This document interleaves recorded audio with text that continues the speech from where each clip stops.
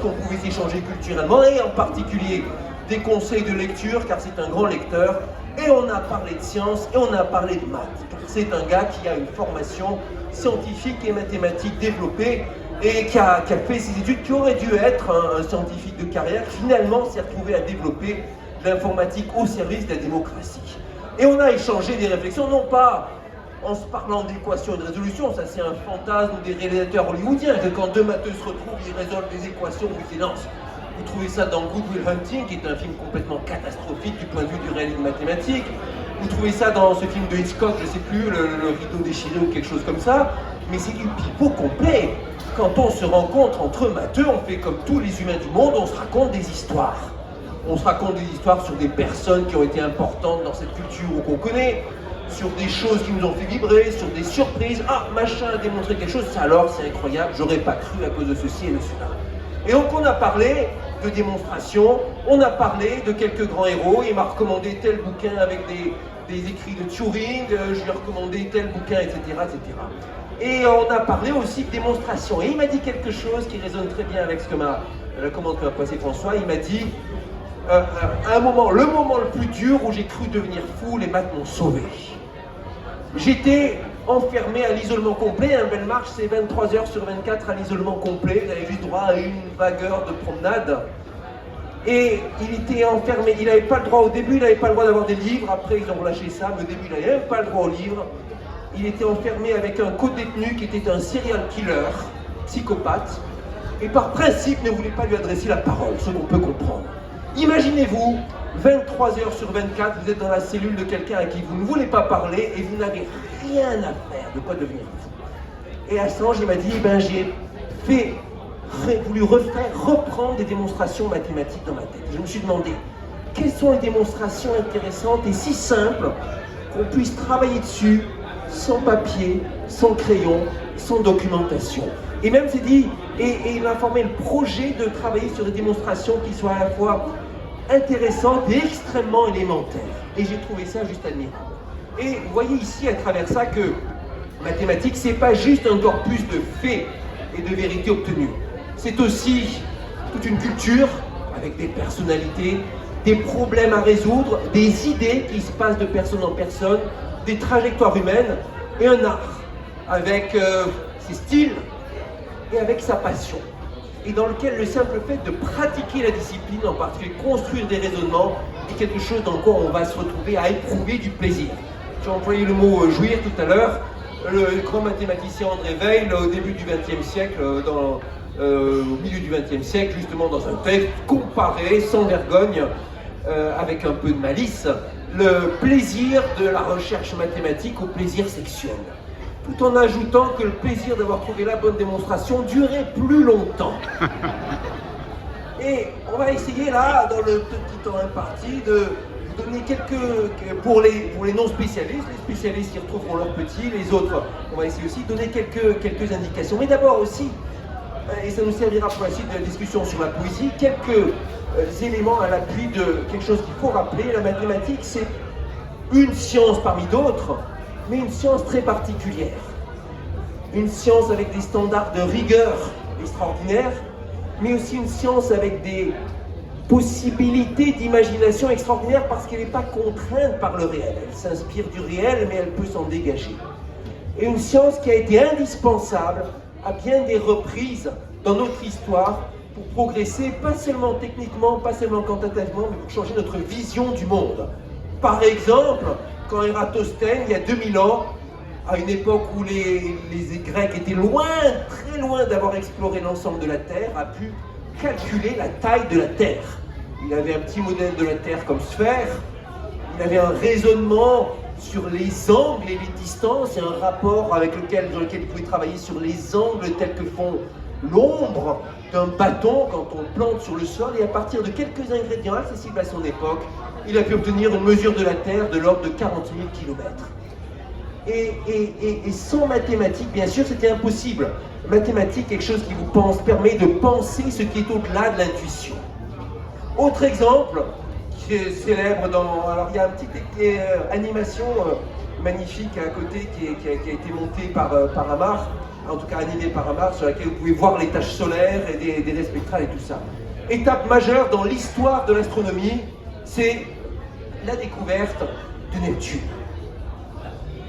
1846, Le Verrier, 1846, Urbain Le Verrier, qui est un astronome spécialisé des équations de Newton, en évaluant les irrégularités dans la trajectoire d'Uranus, détermine qu'il doit exister une autre planète dans le système solaire qu'on n'a jamais encore vue et qui est la seule façon d'expliquer le fait que la trajectoire n'est pas exactement comme prévu.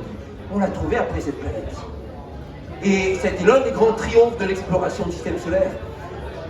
François Arago, qui avait en charge l'éloge de Le Verrier, a dit « Monsieur Le Verrier découvrit la planète Neptune au bout de sa plume ». Littéralement, en alignant des équations et des formules et des concepts mathématiques, il a démontré l'existence d'un objet. Alors, les planètes, ces objets qui ont toujours fasciné les humains, des objets qui font partie de notre cosmologie, a modifié notre représentation du cosmos. Autre exemple majeur, 1905, les mathématiciens et physiciens, Einstein d'un côté, Smoluchowski de l'autre, tous les deux inspirés par la théorie atomique de Ludwig Boltzmann, montrent que si ce qu'on appelle le mouvement brownien, savoir la trajectoire des petits grains de pollen dans l'eau, trajectoire extrêmement irrégulière, est due au bombardement des molécules d'eau, alors ces petits grains de pollen doivent suivre une statistique très particulière et précise qu'on peut calculer, basée sur les propriétés des mouvements aléatoires. Quand il a été démontré, juste par l'observation de quelques grains de pollen, que les statistiques suivies étaient exactement celles qui étaient prédites par la mathématique, tous les physiciens du monde ont adopté l'hypothèse atomique. En quelques années, en moins de 10 ans, on est passé de hypothèse atomique juste portée par quelques scientifiques rebelles à hypothèse atomique acceptée par tout le monde. Sans personne n'ait pu observer un atome. Il s'est écoulé un demi-siècle entre le moment où la physique a accepté l'existence des atomes et le moment où elle les a observés. Un demi-siècle. Uniquement par le pouvoir mathématique, ça pouvait se faire. On a démontré les propriétés mathématiques issues de cette hypothèse atomique qui étaient tellement bien vérifiées par les expériences que tout le monde s'est dit c'est forcément ça qui est vrai. Preuve, non pas par évidence expérimentale, mais si vous voulez par force de l'harmonie explicative mathématique. Et il y en a d'autres, des exemples comme ça, on y reviendra.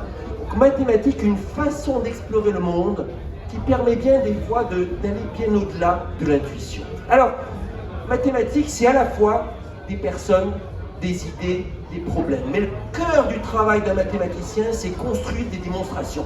C'est pas calculer. Vous avez des grands mathématiciens qui sont des piètres calculateurs, et l'inverse aussi d'ailleurs. C'est pas calculer. C'est mettre en place toutes les étapes du raisonnement. Et il y a une esthétique qui vient avec le raisonnement.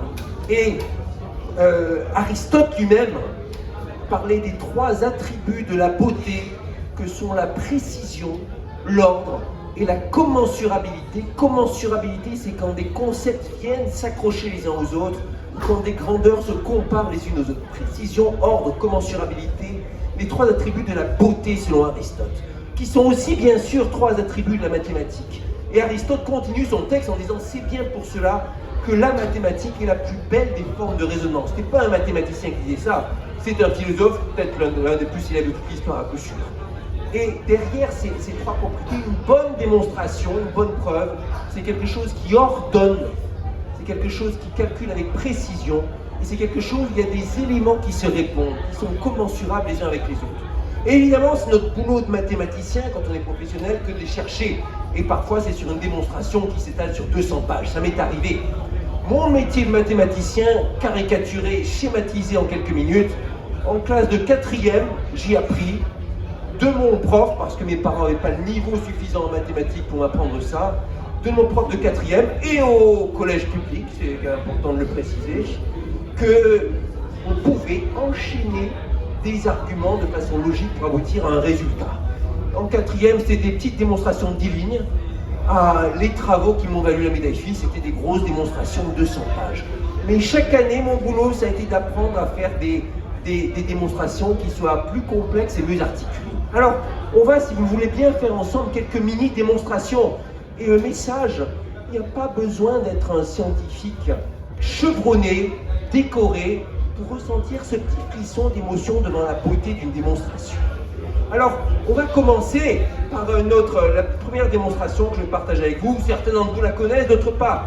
Et il y a une histoire qui va avec aussi, une histoire de personne. Elle remonte au grand mathématicien allemand Carl Friedrich Gauss, l'un des plus grands de toute l'histoire. Et l'histoire raconte, alors il y a un peu de légende, mais alors qu'il était gamin à l'école primaire dans les années 1780, leur professeur, pour faire tenir la classe tranquille, dit « Allez, additionnez-moi donc tous les nombres de 1 à 100 et donnez-moi le résultat. Ça vous fera travailler votre calcul mental.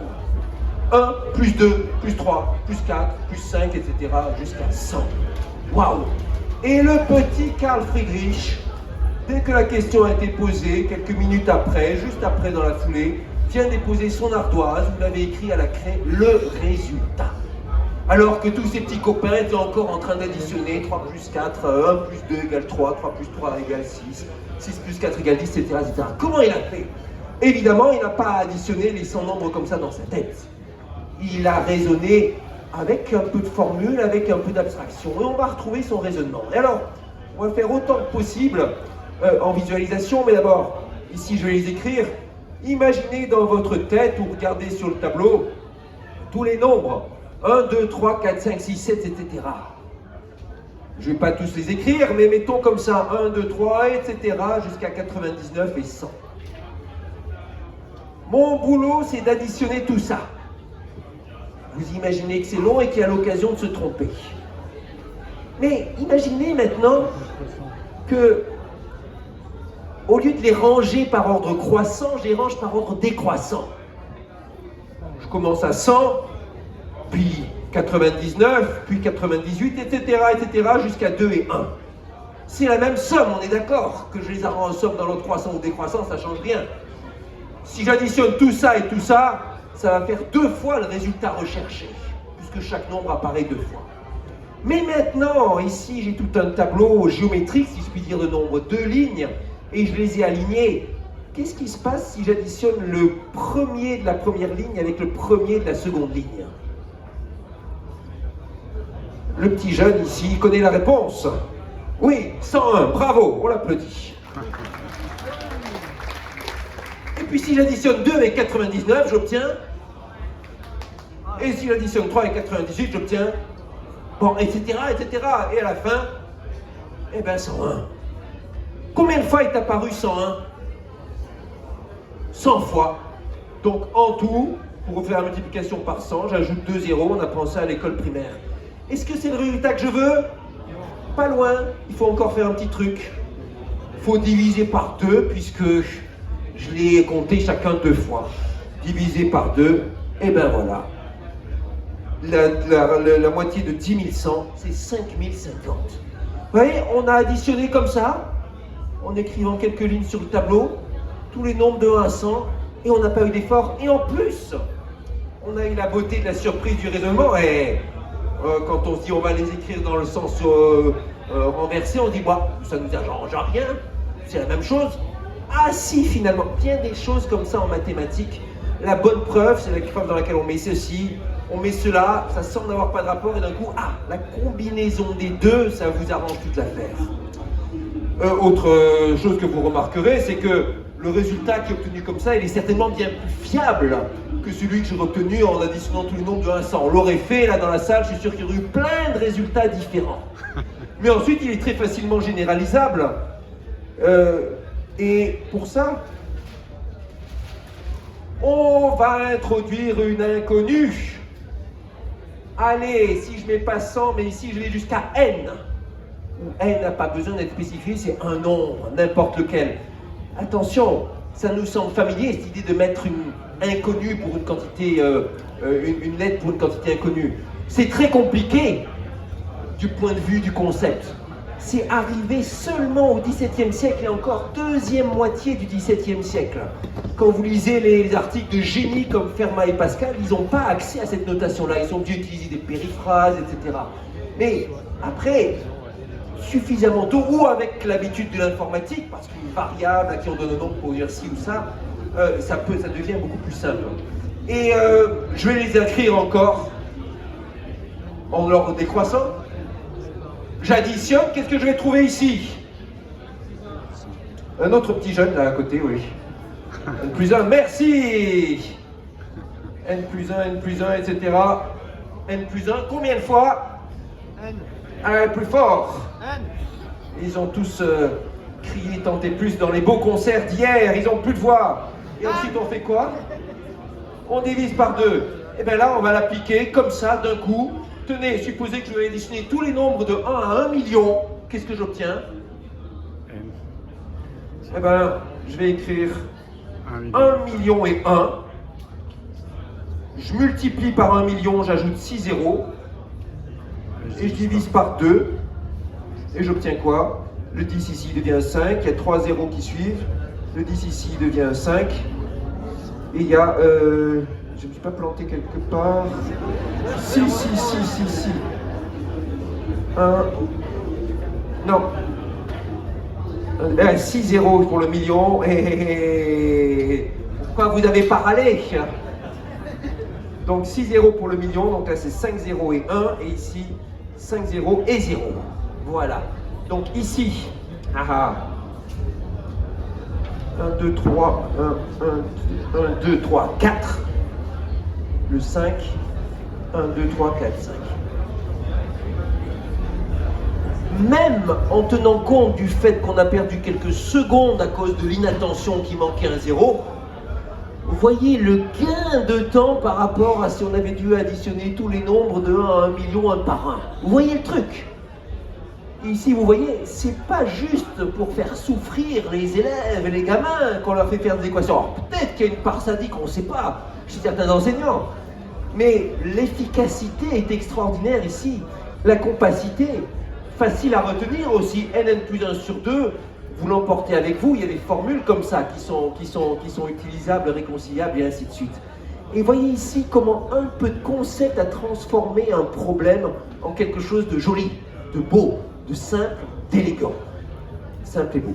Allez, on va en faire une autre, ou plutôt maintenant une jolie démonstration.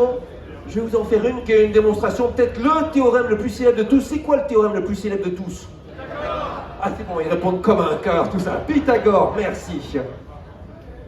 Vous en connaissez un autre? Thalès, c'est bien, merci, bah, c'est super, magnifique. Pythagore, on n'est pas complètement sûr qu'il a vraiment existé, mais c'est associé à cette idée que bien des choses dans le monde s'expliquent par des correspondances de nombres, soit directement, soit indirectement, à travers des objets qui eux-mêmes sont représentables par des nombres. Le théorème de Pythagore, qu'est-ce qu'il dit?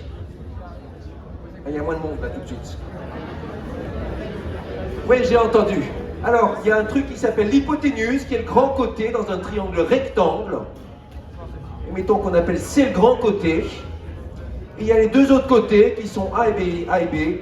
Et donc, si le triangle est rectangle, c'est-à-dire qu'il y a un angle droit, alors... Ouais, super. En fait, ils sont très bons.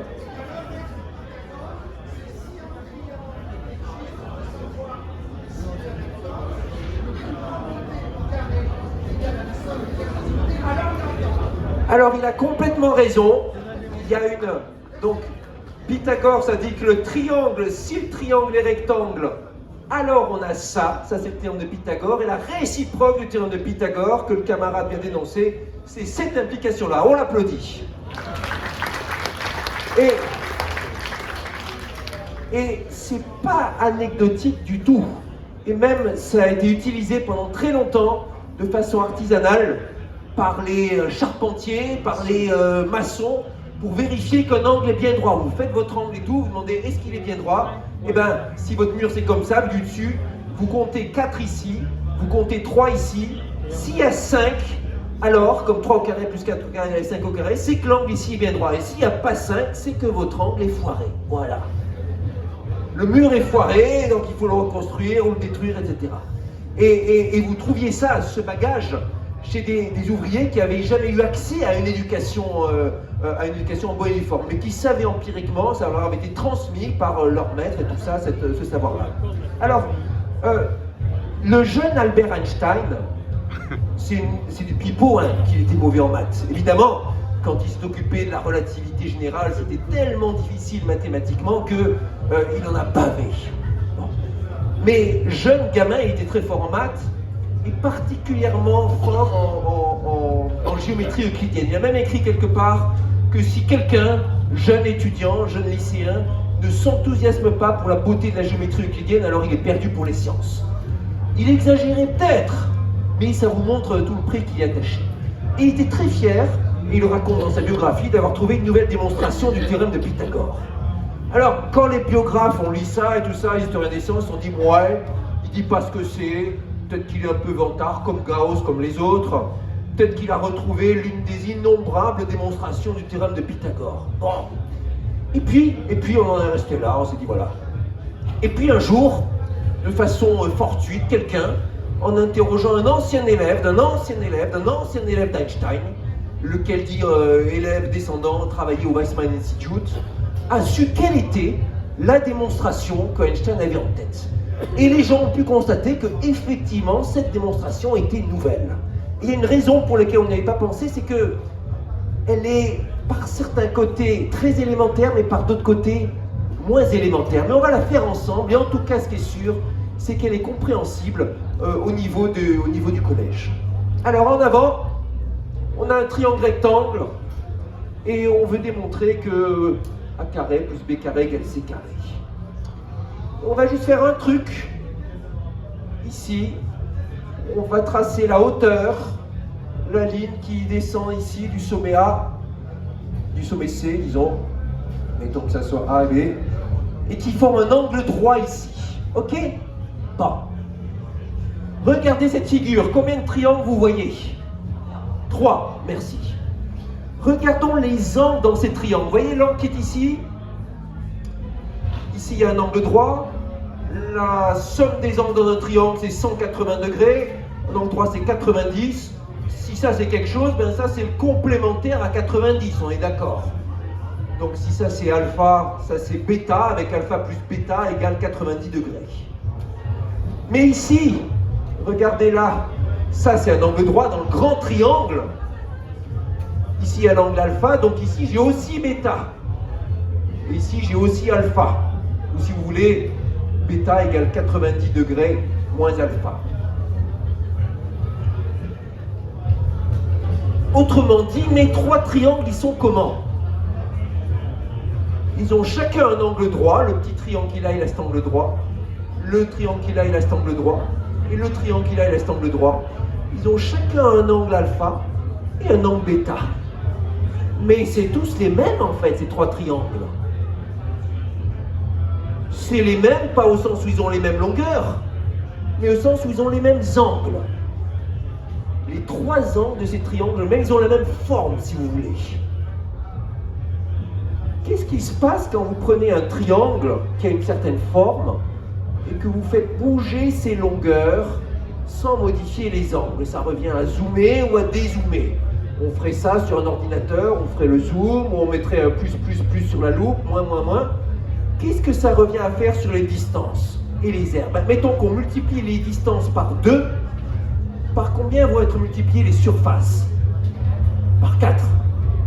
La surface, ça varie comme le carré de la longueur, et on s'en sert aussi bien pour quand c'est des formes, c'est pour des rectangles, c'est pour des angles, c'est pour tout ce que vous voulez. Alors, regardons ça. Prenons le grand côté qui est là, du triangle. Ce grand côté, dans un triangle ABC, ou dans le grand côté, on va l'appeler G comme grand côté. Et j'ai les côtés P1 et P2 comme les deux petits côtés. Ici, j'ai l'aire du triangle S. Quel est le rapport entre S et G? G, c'est la longueur du grand côté, S, c'est la surface. Quel est le rapport? D'abord, ici, il y a un exposant qui va être... L'exposant, ça va être 2 comme le carré. Je multiplie G par 2, ça élève les surfaces au carré, donc ça fait 2 fois 2, 4. Mais il faut que je mette un nombre ici, une proportionnalité Ce nombre, je ne sais pas ce que c'est, je vais l'appeler lambda, peu importe ce que c'est.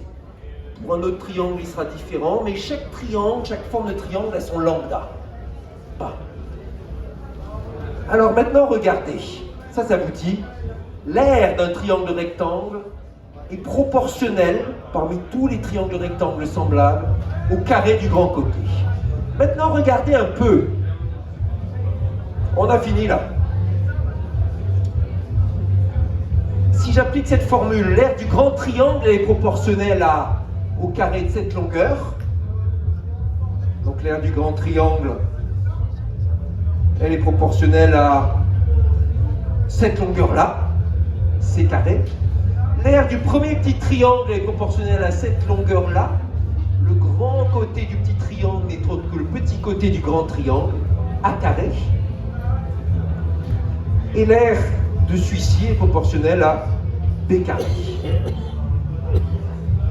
Qu'est-ce qu'elles font les trois aires des triangles quand on les regarde?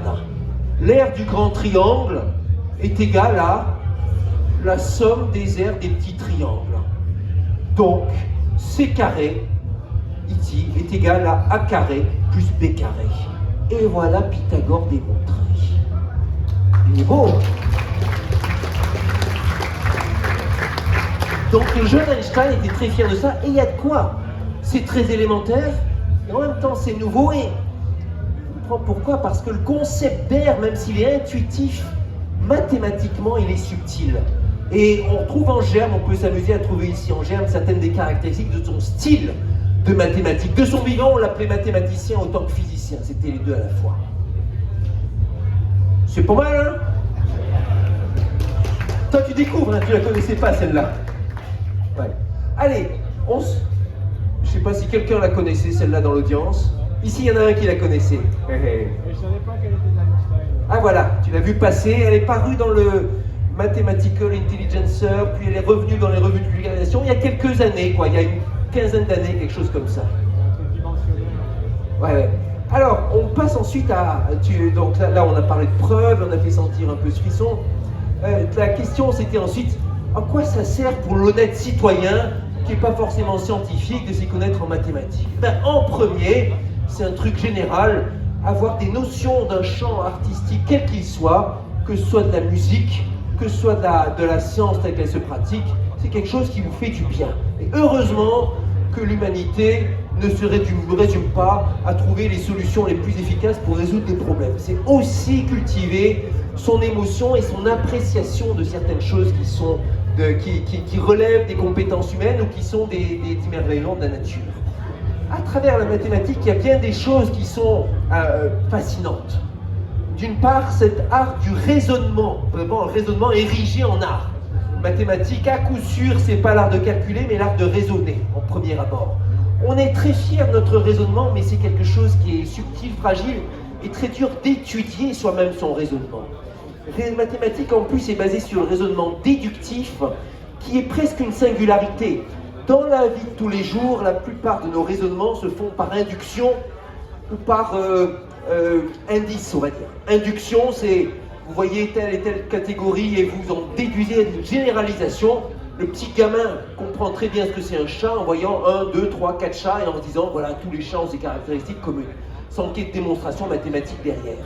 L'autre grand mode de raisonnement qu'on indique, c'est celui par indice, à la manière d'un détective, en cherchant un faisceau de relations.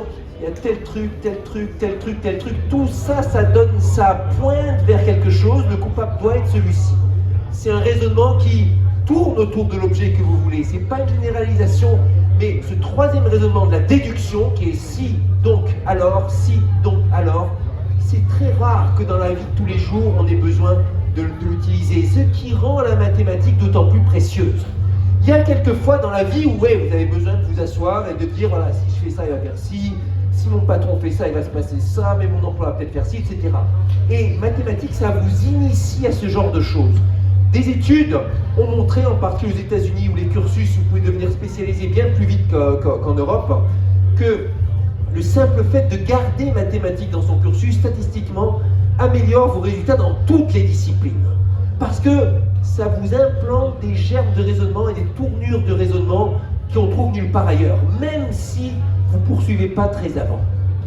Mathématiques ensuite, dans un monde qui est devenu de plus en plus mathématisé, pas parce que les lois de la physique ont changé, mais parce que notre façon de représenter les phénomènes naturels par la mathématique a été décuplée, centuplée, par l'arrivée non seulement des équations différentielles et aux dérivés partiels, mais aussi par l'arrivée de l'informatique. C'est important d'avoir quelques notions.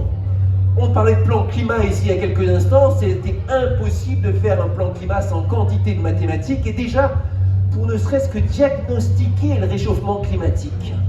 Mais on peut continuer là-dessus. N'importe quel sujet sur lequel vous travaillez, à un moment ou à un autre, il y a eu une étape dans laquelle la modélisation mathématique, l'abstraction a joué un rôle majeur. Après, éventuellement, on l'oublie, on l'utilise sans le savoir, et on utilise tellement les algorithmes ici et ça sans se demander ou sans questionner assez ce qu'il y a derrière. Mais derrière, des flopées, des générations de raisonnements mathématiques qui ont été incorporés. Et dans un monde aussi, au point de vue économique, où certaines des réalisations économiques les plus ahurissantes ont été faites en mathématiques, ça fait partie de la culture à avoir des clés de compréhension. Exemple, quand Google apparaît, quand Google commence à prendre du terrain au début des années 2000, avant de devenir quelques temps plus tard l'entreprise la plus puissante du monde, au début, ce qui fait leur succès, c'est qu'eux, ils savent mieux que les concurrents résoudre le problème mathématique de trouver l'information la mieux connectée et la plus valorisée sur un réseau qui est le réseau du web. Ça s'appelle en mathématiques le problème qu'ils ont résolu, déterminer, estimer la mesure invariante de la marche aléatoire sur un graphe orienté. Dit comme ça, c'est pas forcément sexy, mais cet enjeu mathématique, il valait des milliers de milliards. Au sens où c'était la première brique de ce qui a ensuite été une monstruosité économique. Pour le meilleur et pour le pire. Hein. Mais en tout cas, la construction économique, au début, s'est faite avec cette résolution de problèmes mathématiques.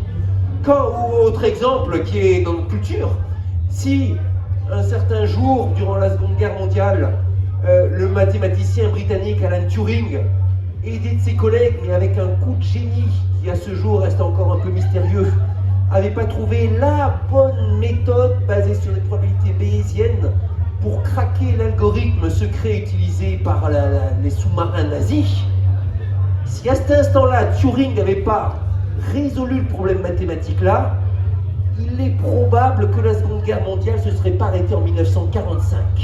Soit elle aurait continué au moins 2 ans parce que le débarquement de Normandie n'aurait jamais été possible d'obtenir en juin 1944 en Normandie.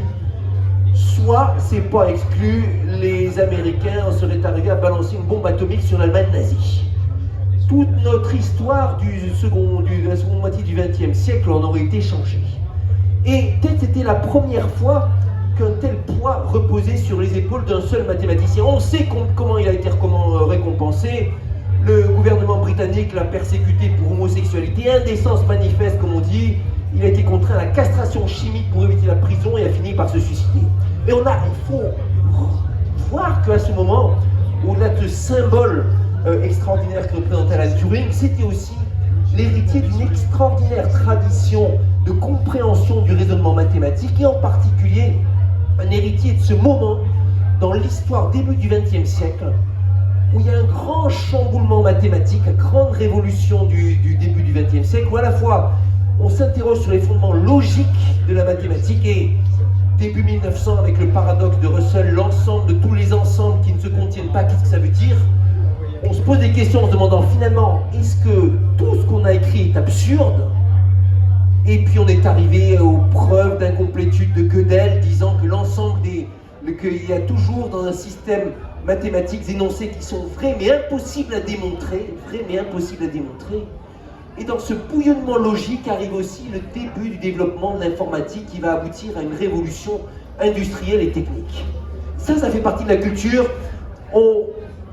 Dans un monde idéal, on l'enseignerait aussi dans nos cours d'histoire. Maintenant, nos profs ont déjà tellement de soucis et d'ennuis avec leur administration, leurs ministres et tout ça qu'on ne va pas en plus leur demander d'avoir des notions de science à mettre dans leurs cours, mais c'est notre boulot scientifique que de rappeler ça.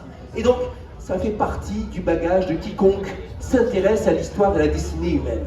Vous n'avez peut-être pas compris tout ce que j'ai dit dans les quelques dernières minutes, mais au moins l'esprit général, j'espère.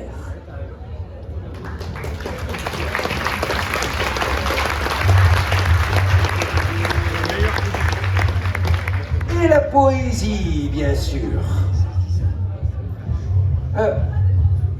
Le grand politique et homme de culture, Léopold Sédar Senghor, a dit un jour à un de ses collègues mathématiciens organisant un colloque: « Vous autres mathématiciens, vous êtes les poètes des sciences. » La phrase est restée. J'ai donné le titre d'un de mes ouvrages, La mathématique et les mathématiques sont la poésie des sciences.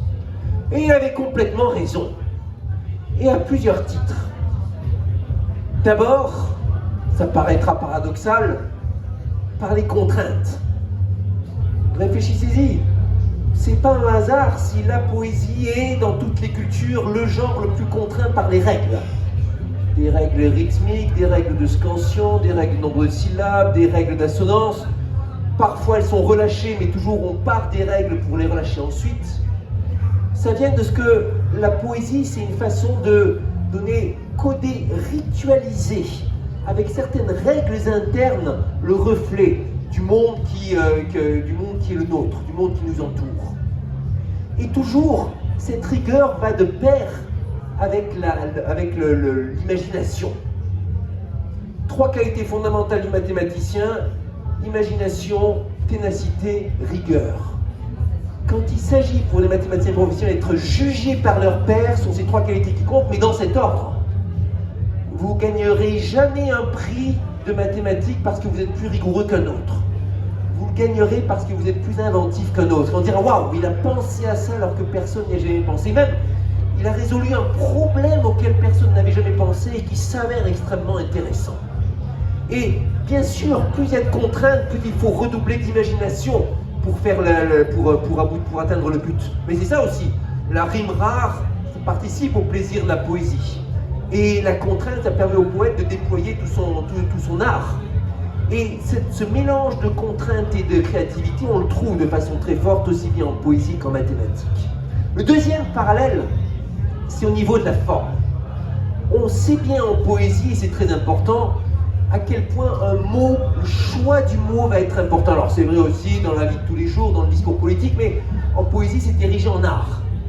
Tel mot, non seulement il veut dire quelque chose, mais il y a une idée derrière, une image. On va le voir, où il va avoir une sonorité. Donc on s'attache à la forme comme étant pas juste un vecteur de quelque chose, mais comme quelque chose qui a du sens. On pourrait croire qu'en mathématiques, on s'abstrait complètement de la forme. Je peux donner n'importe quel nom à ma fonction et ainsi de suite. Grave erreur. En mathématiques en général, pour communiquer, on s'attache à trouver les bonnes notations, celles qui résument les choses bien, mais aussi les bons concepts, celles qui vont résumer. Quel est l'angle? Il y a 10 objets là-dedans, je vais choisir de me focaliser sur celui-ci, donner le bon nom pour ça et ensuite prendre les autres comme des variantes. Donc cet attachement à la forme, il est extrêmement important pour les mathématiciens comme pour les poètes. Et puis, le plus important peut-être, poésie, étymologiquement, c'est la création, poiesis. Il s'agit de créer un autre monde. Un monde qui n'est jamais complètement différent du monde qu'on connaît, mais un monde qui va susciter une image, une histoire. La langue va avoir son importance. François et moi, c'est François qui m'a fait découvrir un poète pour lequel nous avons une gigantesque admiration, Gaston Coutet, et que je ne manque jamais une occasion de citer, qui, dans certains de ses poèmes, écrit dans le patois beauceron, et met un point d'honneur à l'écrire à la fois à l'écrire en phonétique, mais en même temps à respecter les règles de versification scrupuleusement, 8 syllabes, et ainsi de suite. Bon. Et le choix de la langue est important, c'est pas la même émotion. Quand vous récitez le poème, on voit tout de suite, selon que vous récitez le poème en français ou en patois, tout de suite, le regard des gens change. Le tableau qui est suscité va être différent. En mathématiques, c'est pareil. Je vais aller dans un exposé, je vais jamais écrire une démonstration complète, ça n'existe pas. On mettra des morceaux de démonstration. Voici tel objet, et maintenant je demanderai à l'audience, imaginez la fonction, elle va comme ceci. Ce qui est important, c'est ça. Dans la démonstration, je vais sélectionner ça.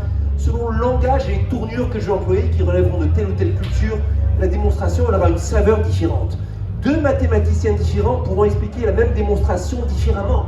avec leur langage et avec des angles qui sont différents. Et à chaque fois, ils s'attacheront à susciter cet autre monde, à l'invoquer, qui passe entre les cerveaux. C'est une représentation mondiale qui se modifie. Et là, c'est une démarche, c'est un travail de type réellement politique. Dernière chose, les exemples que je vous ai montrés tout à l'heure, c'est de la poésie.